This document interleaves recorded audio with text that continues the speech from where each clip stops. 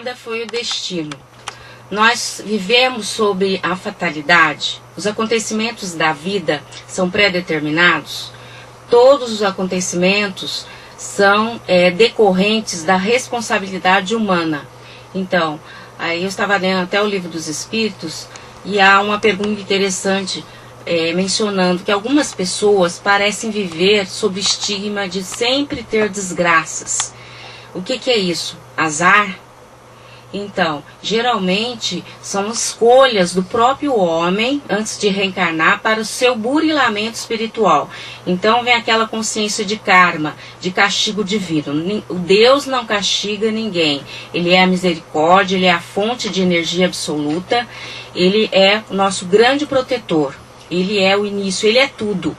Então não há castigo. Então a própria pessoa, ela quer caminhar para uma evolução espiritual, quer ficar feliz, então ela escolhe determinadas provas. Mortes prematuras. As mortes prematuras, vamos explicar sobre esse estigma. São dois acontecimentos fatais, pré-determinados. A data do nascimento e o desencarne, que é a morte. Pode haver mudança, a pessoa que fuma muito ou bebe muito, ela pode acelerar a própria morte. E aí, para ela desencarnar aos 70, ela desencarna antes, vai ter que responder por isso. Partindo do princípio que o espírito é eterno e que a vida prossegue após a morte. Por exemplo, o caso da menina Nardone e outras crianças.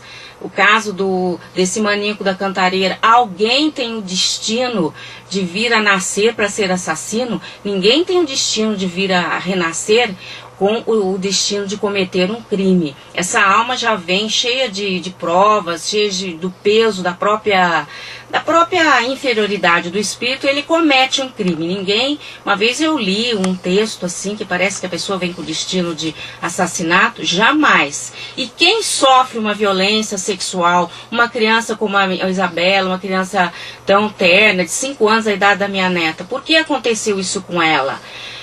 Houve até um comentário que eu vi na internet, onde estava o anjo de guarda dessa criança que não a protegeu. Então, só que a criança, ela não é um espírito ela já é um espírito que teve muitas e muitas vidas. Isabela Nardone talvez necessitasse dessa prova para cumprir. Ela precisava desse pedacinho. E por que dessa maneira?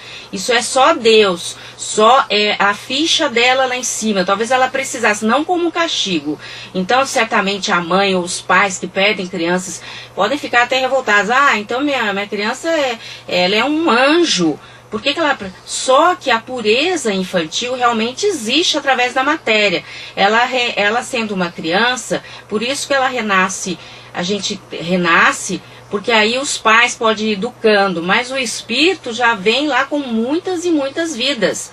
Então, por isso que a gente deve ser muito responsável pela educação de uma criança, para tirar as más tendências. Vocês não estão vendo por aí crianças que já nascem com más tendências, criminosos, crianças que cometem crime com 12, 13, 14 anos. Influência do ambiente também, influência da educação, da fome também. E quando se nasce num lar onde se tem tudo e a criança já parece traçar um caminho de maldades, né? Jovens que foram muito bem criados, que queimaram mendigos, né? E aí, mas eles eram jovens? Não, o espírito já teve muitas e muitas vidas. Agora, os nossos acontecimentos que têm a ver com os valores morais, as nossas escolhas, nós podemos sim decidir ou ir por um caminho ou ir por outro, fazer uma coisa e não fazer outra. Por isso que nós temos, desde o nascimento, o nosso anjo bom, que nos livra das provas que não precisamos passar,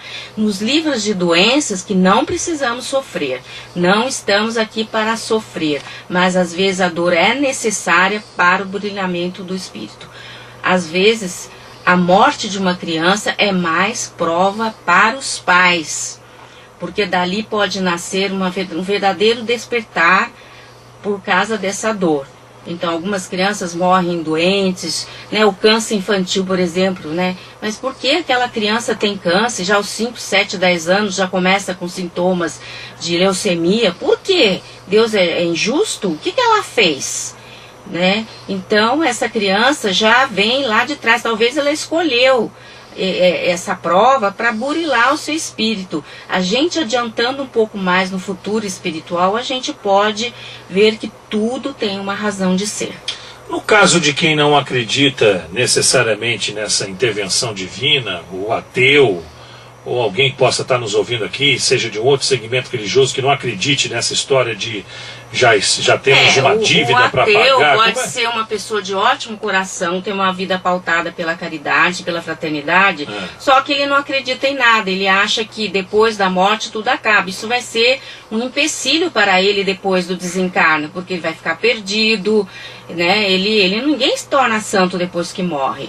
A pessoa, isso vem do orgulho, porque Deus está aí, o poder superior está aí. Não adianta ele ser ateu, que Deus vai continuar existindo e ele, filho de Deus. Mas a cada um se dá o livre-arbítrio de acreditar ou não. Às vezes a pessoa não tem ainda o preparo para acreditar em determinadas coisas. Cada um escolhe sua religiosidade, mas sempre tem o princípio de que nada é por acaso, não existe acaso. Não existe o acaso? Não existe acaso, tudo tem uma razão de ser. Tantos acidentes aéreos e a pessoa está para ir até o aeroporto, muda de ideia, fica presa no táxi, no trânsito. Por quê? Ela é privilegiada? Todo mundo tem o seu merecimento. Nada acontece, é uma razão de ser. Então o que mais chama a atenção são esses crimes violentos. Nós vimos o vídeo do casal Nardoni entrando no supermercado aparentemente feliz, né, com a Isabela. Isso estava predeterminado? Podem ter sido influenciado por maus espíritos. Aí tem uma história aí muito cabeluda, uma coisa assim que até a gente deve mencionar com cautela. Mas por que essa mãe passar por essa dor, né? Deixou a filha na mão do pai, na mão da madrasta, e acontece isso. Então, eles estão pagando pelo crime que cometeram. Talvez a intenção não fosse essa, mas a cólera, a raiva, o orgulho e o ciúme podem ter causado toda essa tragédia. Podia ter sido evitada? Talvez. Sim, ninguém vem nesse mundo para provocar a morte de criança porque ela precisava morrer aos 5, 6 anos. De jeito nenhum a gente justifica um desencarne através do escândalo da maldade. Por exemplo, um mendigo que morreu queimado por jovens estudantes que tinham tudo para ter uma vida de bem, ele talvez precisasse morrer através da prova do fogo, mas não era necessário que fosse através da mão do homem, entendeu? Difícil, hein, Sandra? Esse assunto realmente é bem difícil. Eu fico imaginando aquela menina de 14 anos que morreu agora recentemente, vítima de um brinquedo no Hopi Hari lá em Campinas.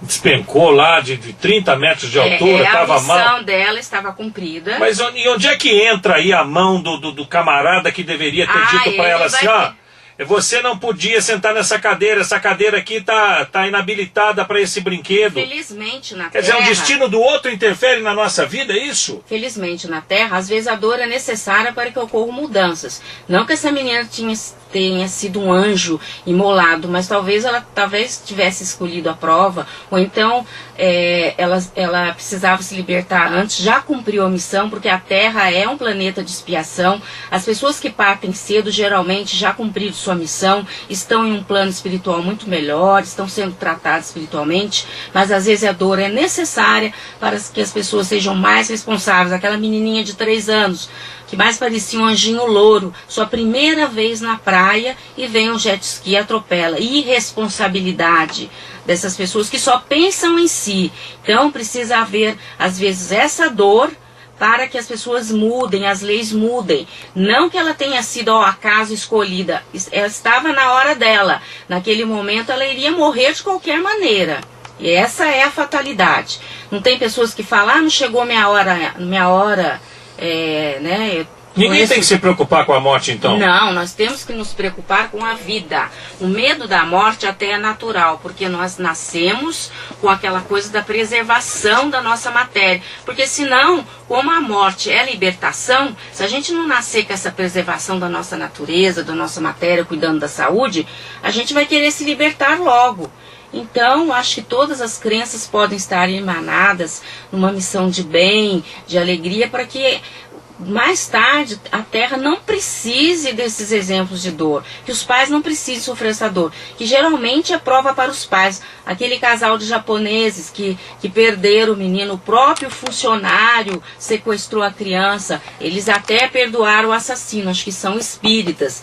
Eles se imbuíram numa missão de ajudar outras pessoas. Então, o que fazer com a dor? A dor vem, é difícil, não há alívio para a perda de um filho, a saudade, mas pode-se ter um fim útil para essa dor no fim de ajudar mais pessoas. Mais tarde, a Terra vai ser um planeta de regeneração, onde não será necessário mais esse tipo de sofrimento. Nossa entrevistada é a sensitiva e paranormal Sandra Cecília, psicóloga. O assunto é polêmico, mortes prematuras, você acredita em destino? Um rápido giro do intervalo comercial, na volta responderemos as perguntas que estão chegando aqui na Metropolitana. Fique ligado, 8h24. Impressão de que já viveu algumas situações. É o déjà vu? Como é que é o nome? A sensação de déjà vu é aquela sensação que você entra num ambiente estranho e de repente você fala, eu já vivi isso.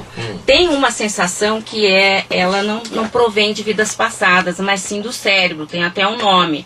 Uma sensação de que já viveu isso, mas geralmente vai viajar, por exemplo, vai conhecer o Egito, a Europa, pode ter sido impressão de vidas passadas. Sandra Cecília, psicóloga, paranormal, taróloga em Guaratinguetá. O telefone para contato da Sandra é fácil, eu gostaria de passar para você. É o 3122-4650. 3122-4650. Ela também presta o atendimento em seu consultório aqui em Guaratinguetá e atende também com muito carinho quando você liga e fala que ouviu na Rádio Metropolitana. Ela fica feliz da vida. Um beijo para você, muito obrigado. Olha, querida. Eu queria agradecer novamente a oportunidade de estar aqui no programa, né? Visitem meu site, www.relatosmental.com.br, e todos nós vamos terminar o dia, começar o dia, não pensando em morte, mas pensando em vida, pensando em Deus, na fé, independente das religiões, na boa vontade, na fraternidade e na esperança, que todos aqueles que tiveram perdas, um dia nós vamos reencontrar. Um bom dia para todos. Um abraço para você, querida. 8h40 na Metropolitana e você, voltamos já. Esta meia hora do Radar Noticioso teve um oferecimento Joia. das lojas Seller, sempre com os menores preços.